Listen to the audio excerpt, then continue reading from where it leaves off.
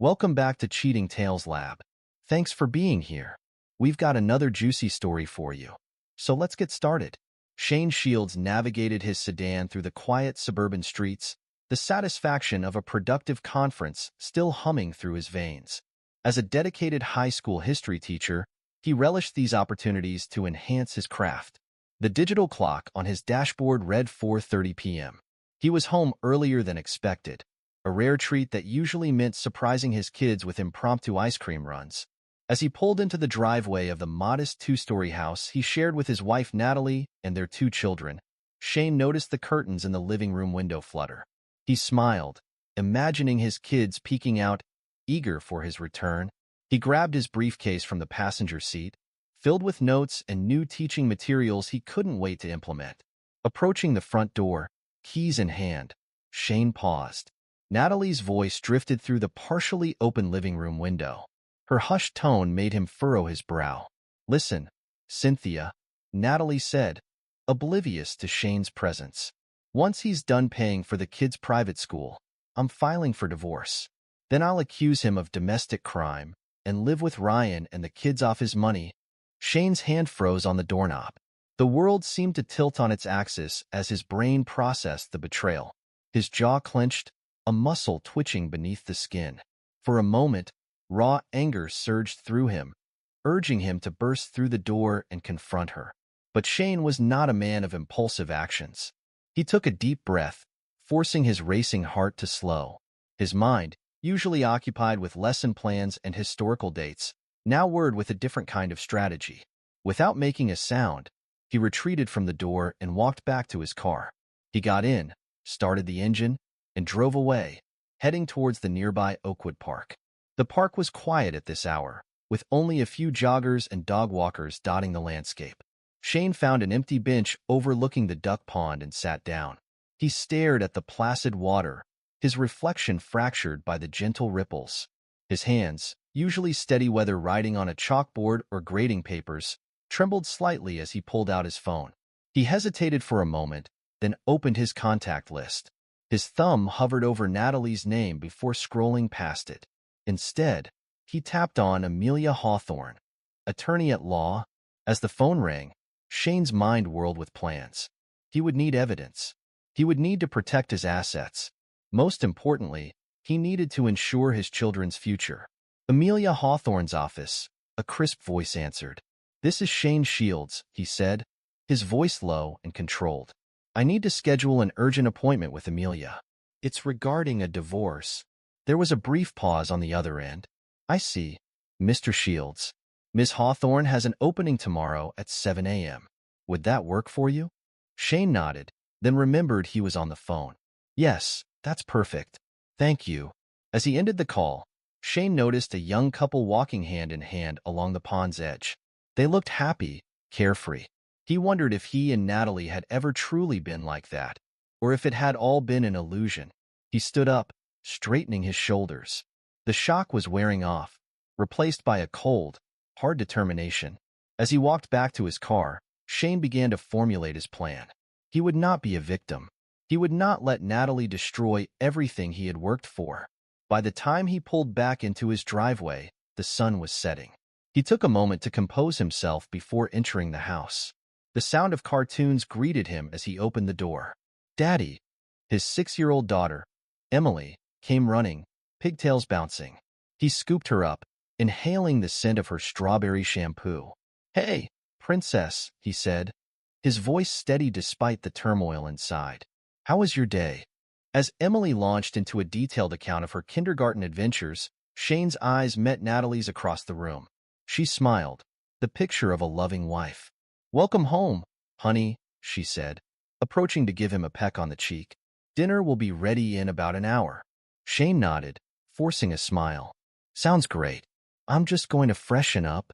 As he climbed the stairs to their bedroom, Shane's mind was already racing ahead. He had a long night of planning ahead of him, but for now, he had to play the role of the unsuspecting husband. The game had begun, and Shane was determined to win. Over the next few weeks, Shane maintained a facade of normalcy that would have made any actor proud. He smiled at breakfast, asked about Natalie's day, and continued his routine of bedtime stories with the kids. But beneath this veneer of domestic tranquility, Shane was a man on a mission. Late one night, after Natalie had gone to bed, Shane carefully installed hidden cameras in strategic locations around the house. His hands were steady now, his movements precise. He positioned one in the living room, angled to capture the couch and the front door, another one in the kitchen, and a third in the home office. As he worked, Shane's mind drifted back to his first meeting with Amelia Hawthorne. The ruthless divorce attorney had listened intently as Shane laid out what he knew. Smart move, not confronting her immediately. Amelia had nodded approvingly. We'll need irrefutable evidence. Keep recording conversations, document everything. And Shane, she leaned forward, her eyes hard, don't let her suspect anything. The element of surprise will be crucial. Shane had nodded, his expression grim. I understand. I've already started gathering financial records. I'll get you everything you need. Now, as he carefully concealed the last camera, Shane felt a satisfaction. He was no longer the naive, trusting husband Natalie thought she could manipulate. The next morning, over breakfast, Natalie chatted animatedly about her plans for the day. I've got a big meeting with a potential client, she said, buttering her toast. It might run late, so don't wait up for me. Shane nodded, sipping his coffee. Good luck with the meeting. I hope it goes well. As Natalie left, kissing him goodbye with practiced affection, Shane wondered how many of her late meetings had actually been rendezvous with Ryan. That afternoon, while Shane was ostensibly at work, he sat in his car a block away from their house. He watched as a sleek sports car pulled into their driveway. Ryan Blackwood, looking every inch the smooth-talking real estate agent in his designer suit, stepped out and sauntered to the front door. Shane's hands tightened on the steering wheel as he watched Natalie open the door, pulling Ryan inside with a giggle. He forced himself to breathe deeply, reminding himself that every moment of their betrayal was now being recorded. Inside the house, unaware of the hidden cameras capturing their every move, Natalie and Ryan made themselves comfortable on the living room couch. Ryan poured 2 glasses of wine, Shane's wine, a gift from a grateful parent. Soon, we'll have it all, Ryan said, sipping the stolen wine. Shane won't know what hit him. Natalie laughed, a sound devoid of warmth. He's too naive to suspect anything. It's almost too easy. Ryan pulled her close, his hand trailing up her thigh. And once we've bled him dry, we'll start our new life together. Just think, Nat. No more pretending, no more sneaking around. Natalie's eyes gleamed with anticipation. I can't wait. Sometimes I can barely stand to look at him, with his earnest talks about his students and his precious history lessons. Well, soon you won't have to, Ryan assured her. We'll take him for everything he's worth, and then some. Later that night, reviewing the footage, Shane's knuckles turned white as he gripped the edge of his desk, but his voice was steady when he called Amelia. I've got more evidence. You're going to want to see this. The next day, Shane met Amelia at her office, handing over a USB drive containing the damning footage. Excellent work, Shane, Amelia said, her tone businesslike. This, combined with the financial records you've provided, gives us a strong case. But we're not done yet. Keep gathering evidence. The more we have, the stronger our position when we make our move. Shane nodded. I understand. I'll keep you updated. As he left Amelia's office, Shane felt a mix of emotions. Anger at Natalie's betrayal, disgust at her and Ryan's callousness, but also a satisfaction. He was no longer a pawn in their game. He was taking control, and soon, they would learn just how badly they had underestimated him. As Shane methodically built his case against Natalie, an unexpected challenge arose at work. The school board called an emergency meeting to discuss budget cuts. The history department, deemed non-essential by some board members, was on the chopping block. Shane sat in the staff room, surrounded by his worried colleagues. The atmosphere was tense, filled with whispered conversations and nervous glances. They can't just cut the entire department, Sarah, the American history teacher, said, her voice trembling.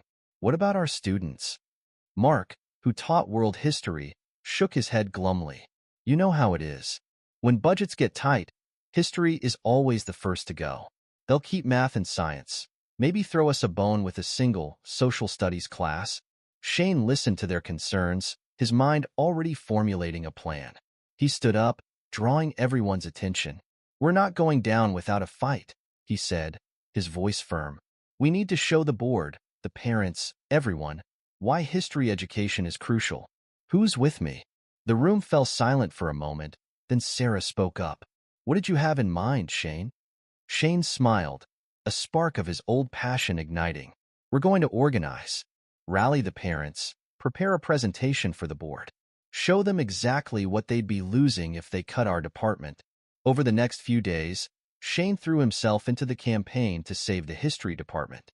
He organized his colleagues, rallied supportive parents, and prepared a compelling presentation for the next board meeting. His nights, once filled with quiet despair over his crumbling marriage, now buzzed with a new purpose. One evening, as Shane pored over budget reports and drafted talking points, Natalie sauntered into his home office. She perched on the edge of his desk, her pose deliberately provocative. "Why are you spending so much time on this?" she asked, her tone a mixture of irritation and feigned concern. "It's not like your job matters that much." Shane bit back the cutting retort that sprang to his lips. Instead, he met her gaze calmly. "Every job matters, Natalie. Every person matters." Natalie rolled her eyes, oblivious to the irony of his words. "Whatever. Just don't forget we have dinner with the Andersons on Friday. Try to be on time for once." As she left, swaying her hips in a way that once would have captivated him, Shane turned back to his work. The dinner with the Andersons, Ryan's business partners, would go ahead as planned. It was all part of maintaining the illusion of normalcy. Friday evening arrived, and with it, the Andersons. Shane played the role of gracious host perfectly, pouring wine and engaging in pleasant small talk. His smile never wavered, even when Ryan Blackwood made a surprise appearance halfway through the meal. "Hope you don't mind me crashing the party," Ryan said with a wolfish grin. "I was in the neighborhood and thought I'd stop by." Shane noticed the quick, heated glance between Ryan and Natalie. He raised his glass in a toast, his voice steady. "The more, the merrier." "Welcome, Ryan." As the evening wore on, Shane observed the subtle touches, the lingering looks between his wife and her lover. He cataloged each one, adding them to the mountain of evidence he was accumulating. "So, Shane," Mr. Anderson said, swirling his wine glass, "Natalie tells us you're having some trouble at work. Budget cuts, was it?" Shane nodded, his expression carefully neutral. "Yes, the school board is considering some reductions. But we're working on a plan to show them the value of maintaining a strong history department." Ryan chuckled, the sound grating on Shane's nerves. "Seems like a lot of effort for a subject most kids sleep through." "No offense, Shane." "None taken," Shane replied smoothly. "History might not be everyone's favorite subject, but understanding our past is crucial for shaping our future. It's about more than just memorizing dates and names." Natalie cut in, her tone dismissive. "Let's not bore everyone with shop talk, dear. Who wants dessert?" As Natalie bustled off to the kitchen, Shane caught Ryan's appraising look. For a moment, he wondered if Ryan saw him as a rival or merely an obstacle to be removed. Either way, Shane knew he was more than ready for the challenge. Later that night, after their guests had left and Natalie had gone to bed, Shane sat alone in his study. He pulled out a small notebook and jotted down his observations from the evening. Then he opened his laptop and began composing an email to Amelia. "Another productive week," he wrote. "I think we're almost ready to make our move." He hit send, then leaned back in his chair, staring out the window at the star-studded sky. A storm was coming, he knew, but this time, he would be the one controlling the lightning. As he closed his laptop, Shane's thoughts turned to the upcoming school board meeting. He had two battles to fight now, one at home and one at work, but he was determined to win both. He wouldn't let Natalie destroy his family, and he wouldn't let short-sighted bureaucrats destroy his passion for teaching.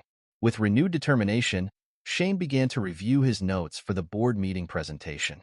He had always taught his students about the great figures in history who had faced seemingly insurmountable odds and triumphed. Now it was his turn to embody that resilience and strength. As the night deepened, Shane worked tirelessly, his mind clear and focused. He was no longer just fighting for his job or his marriage. He was fighting for his future, for his children, and for the principles he held dear.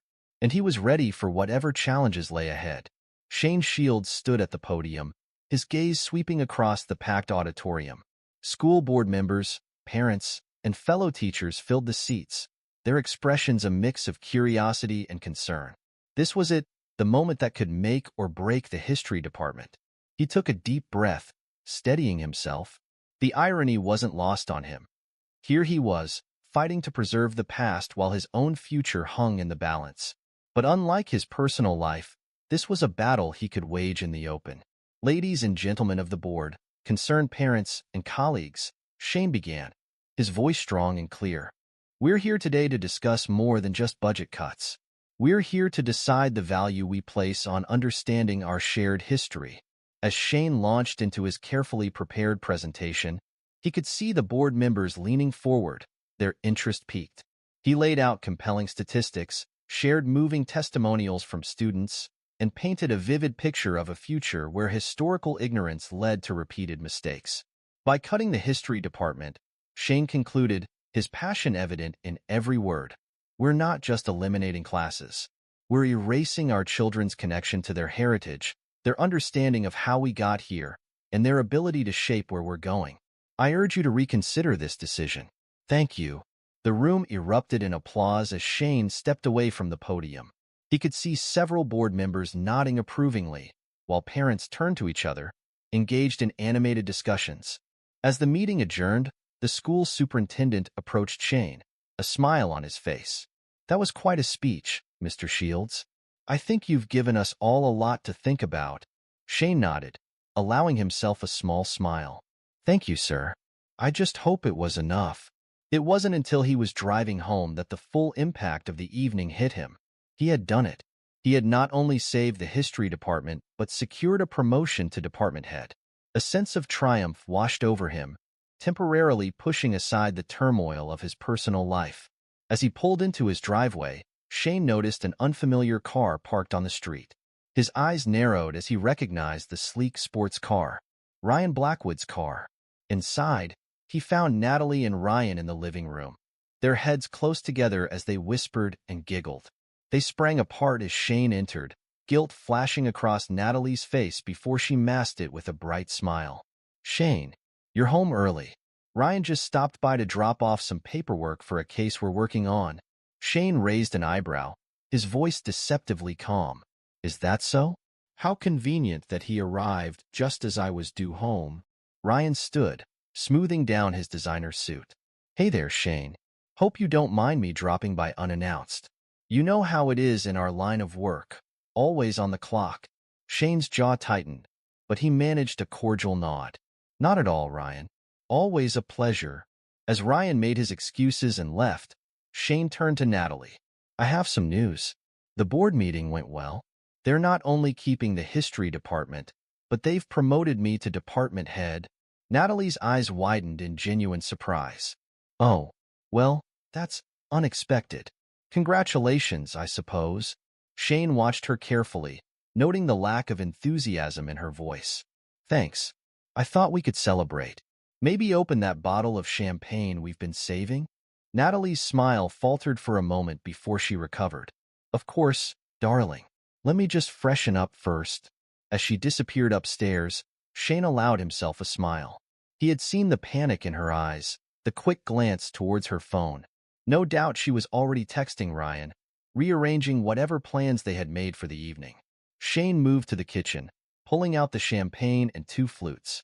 As he popped the cork, he couldn't help but wonder how many more of these false celebrations he would have to endure before he could finally reveal the truth. The next morning, Shane rose early, his mind already racing with the day's tasks. He had a meeting with Amelia scheduled for lunch, and he knew today would be crucial in setting their plans in motion. As he made coffee, Natalie shuffled into the kitchen, looking worse for wear. God, my head is pounding. I think that champagne went straight to my head last night. Shane handed her a mug, his voice solicitous. Here, this should help. You seemed pretty out of it last night. I was worried you might be coming down with something.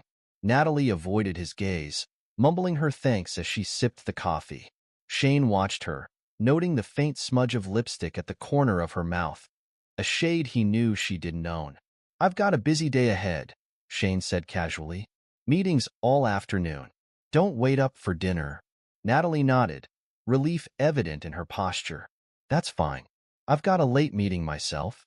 I'll probably grab something with the team." As Shane left for work, he allowed himself a small, bitter smile. He knew exactly what kind of team meeting Natalie had planned. The day passed in a blur of classes and administrative tasks. At lunch, Shane met Amelia at a discreet cafe across town. The ruthless attorney listened intently as Shane updated her on the latest developments. "Excellent work, Shane." Amelia nodded approvingly. "You've built an ironclad case. I think it's time we make our move. Are you ready?" Shane's eyes hardened. "More than ready. What's the next step?" Amelia laid out their strategy, her voice low and precise. By the time lunch was over, Shane felt a sense of satisfaction. The net was closing in, and neither Natalie nor Ryan had any idea.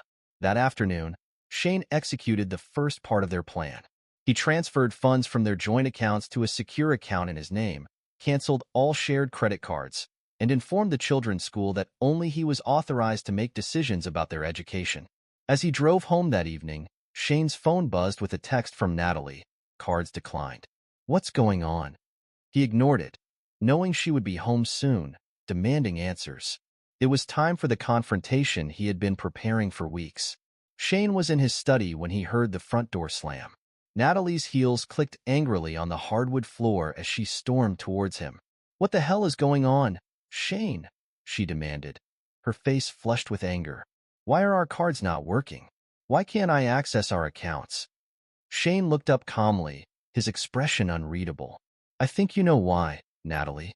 Or should I ask Ryan? I'm sure he'd be happy to explain." The color drained from Natalie's face. What are you talking about?" "Drop the act." Shane's voice was cold, controlled. "I know everything. The affair, your plans to divorce me, the false accusations you were planning to make. Did you really think I was that stupid?" Natalie's shock quickly turned to fury. "How dare you?" she shrieked. "You had no right to spy on me." "No right?" Shane stood, his anger finally showing. "I had every right. You're my wife. Or have you forgotten that in between your little rendezvous with Ryan?" He pulled out a folder, slapping it on the desk. "Here's everything. The recordings, the photos, the financial records showing how you've been siphoning money to a secret account. It's all here, Natalie. Your little plan is over." Natalie's eyes darted from the folder to Shane's face, realization dawning. You've ruined everything," she hissed. "No, Natalie. You did that all on your own," Shane replied, his voice steady. "I've already spoken to a lawyer. You'll be hearing from her soon. I suggest you find yourself a good attorney. You're going to need one." As Natalie stormed out of the room, hurling threats and insults, Shane sank back into his chair. The confrontation he had been dreading for weeks was over, but he knew this was just the beginning of a long, bitter battle. The next few days were a whirlwind of activity. Shane moved into the guest room, avoiding Natalie as much as possible. She alternated between fits of rage and attempts at manipulation, but Shane remained unmoved. One evening, as Shane was helping the kids with their homework, his phone buzzed with a text from an unknown number. "You think you've won? This isn't over." Shane deleted the message without responding.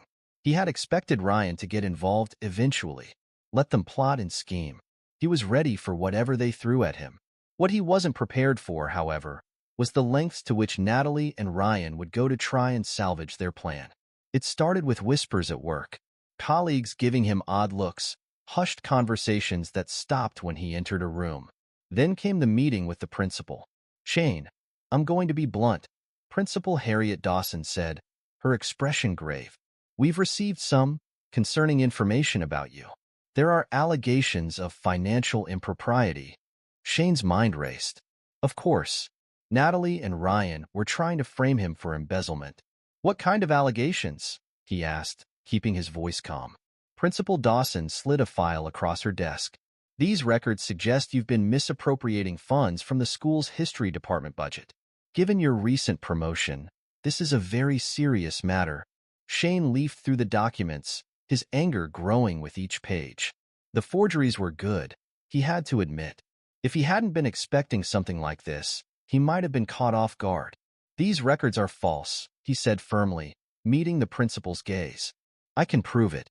Give me 24 hours, and I'll have evidence that not only clears my name but shows who's really behind this. Principal Dawson hesitated, then nodded. All right, Shane. You've always been an exemplary teacher. I'll give you the benefit of the doubt. But if you can't disprove these allegations— I understand, Shane replied, standing. Thank you for the opportunity.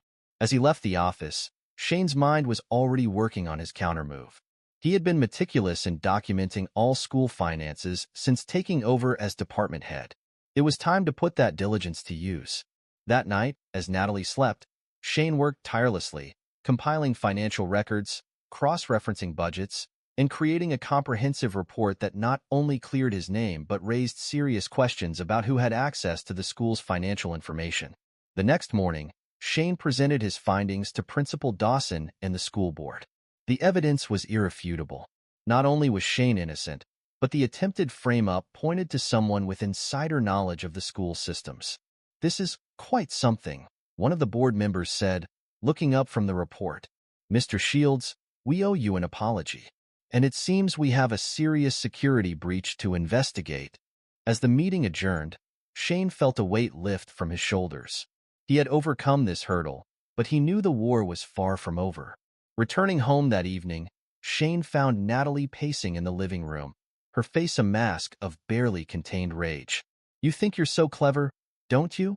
She spat as soon as he walked in. How dare you accuse me of trying to frame you? Shane regarded her coolly. I didn't accuse you of anything, Natalie. But it's interesting that you immediately assume I'm talking about you. Guilty conscience? Natalie's face contorted with fury. You'll pay for this, Shane. I swear, I'll destroy you. As she stormed out, Shane sank into a chair, exhaustion finally catching up with him. He pulled out his phone, dialing Amelia's number. It's done, he said when she answered. They tried to frame me for embezzlement, but I managed to clear my name. What's our next move? Amelia's voice was grim but satisfied. Good work, Shane. Now we go on the offensive.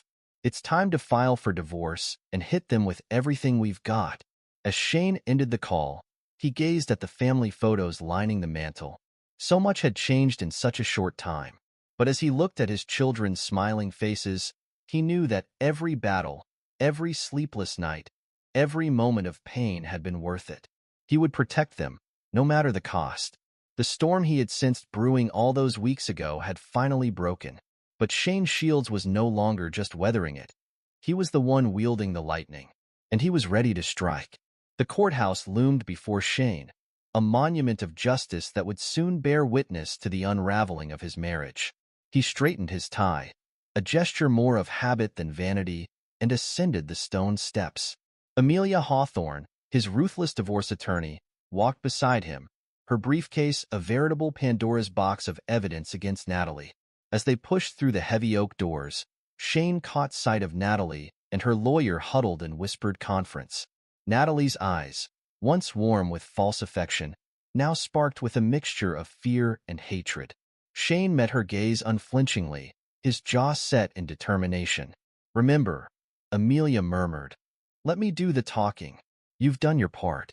Now it's time to let the evidence speak for itself. Shane nodded, taking his seat at the plaintiff's table. The judge, a stern-faced woman with salt and pepper hair, called the court to order. In the matter of Shields versus Shields, she intoned, we will now hear opening statements. Amelia rose, her posture radiating confidence. Your Honor, what we have before us today is not merely a case of marital discord or irreconcilable differences. This is a case of premeditated betrayal, conspiracy, and attempted fraud on a grand scale. As Amelia laid out their case, Shane watched the judge's expression shift from professional neutrality to barely concealed disgust. Exhibits were presented, financial records showing Natalie's secret accounts, transcripts of recorded conversations plotting Shane's downfall, and damning photographs of Natalie's infidelity. Natalie's lawyer, A nervous young man who seemed increasingly out of his depth attempted to object at various points, but each objection was swiftly overruled.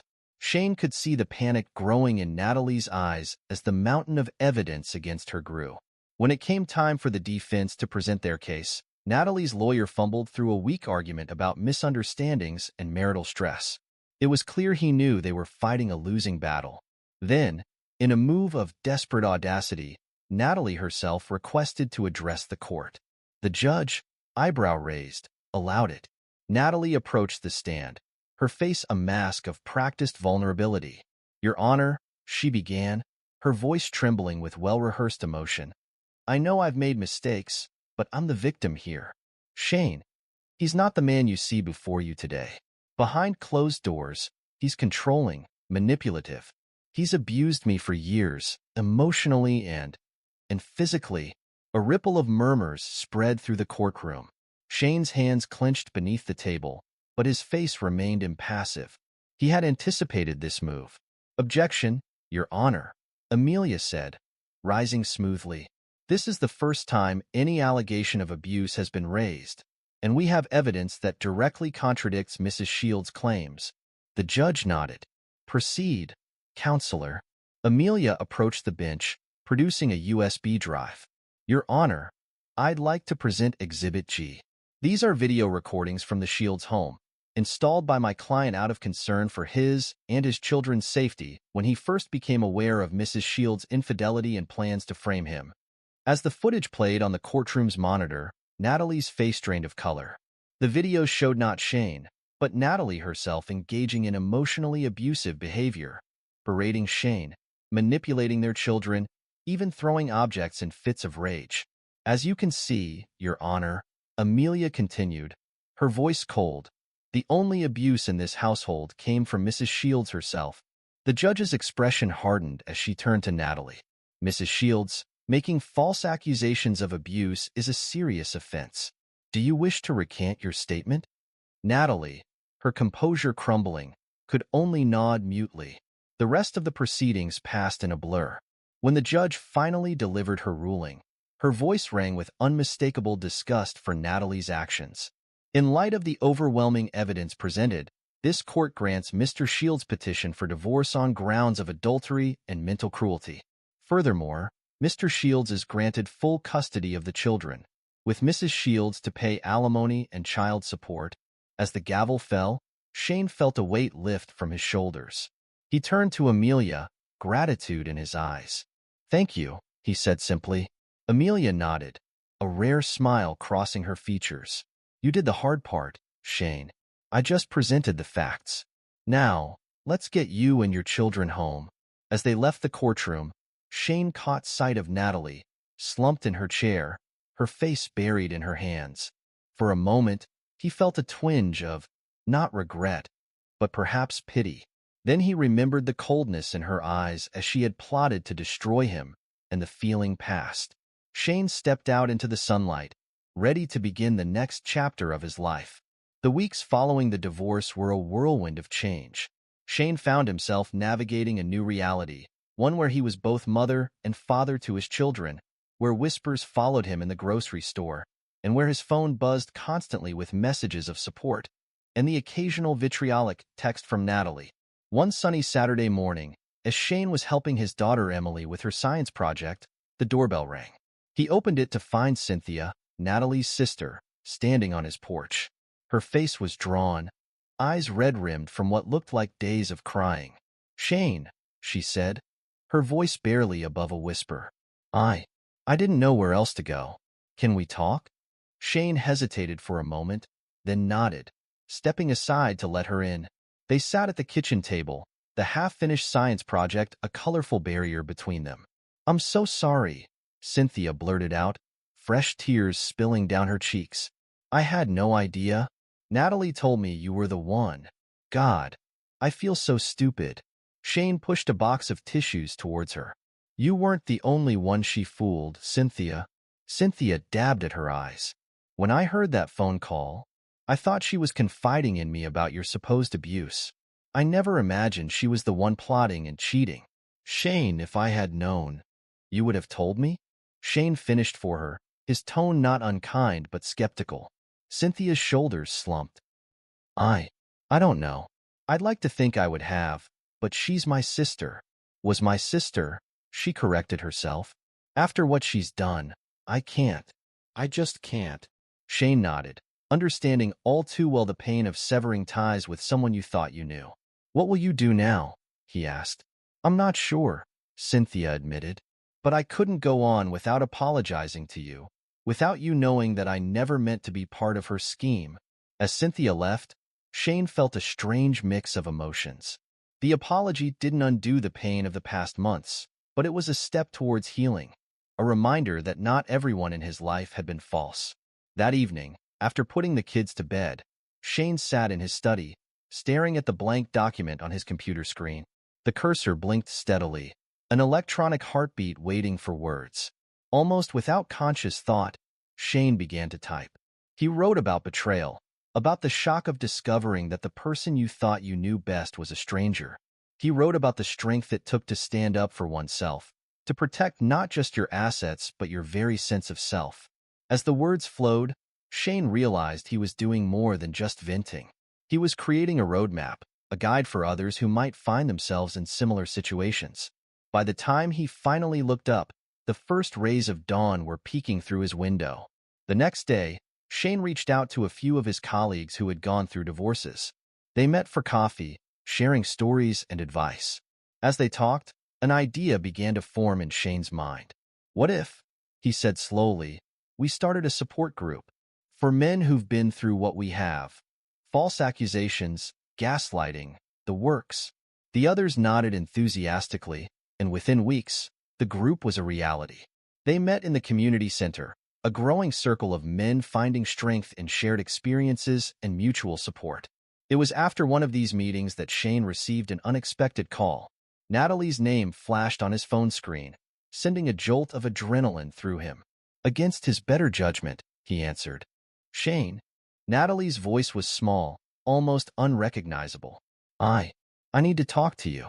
Please. Shane's grip tightened on the phone. I think we've said all we need to say to each other, Natalie. Please, she begged. I've lost everything. My job, my friends. Even Cynthia won't talk to me. I know I made mistakes, but mistakes? Shane cut her off, his voice cold. You didn't make mistakes, Natalie. You made choices. Deliberate, calculated choices to destroy me and take everything I cared about. And now you're facing the consequences of those choices. But I've changed, Natalie pleaded. I've realized how wrong I was. If you could just give me another chance. No, Shane said firmly. You made your choice, Natalie. Now live with it. As he ended the call, Shane felt a sense of finality. The last tie to his old life had been severed, and he was ready to fully embrace the new. Months passed, and life settled into a new rhythm.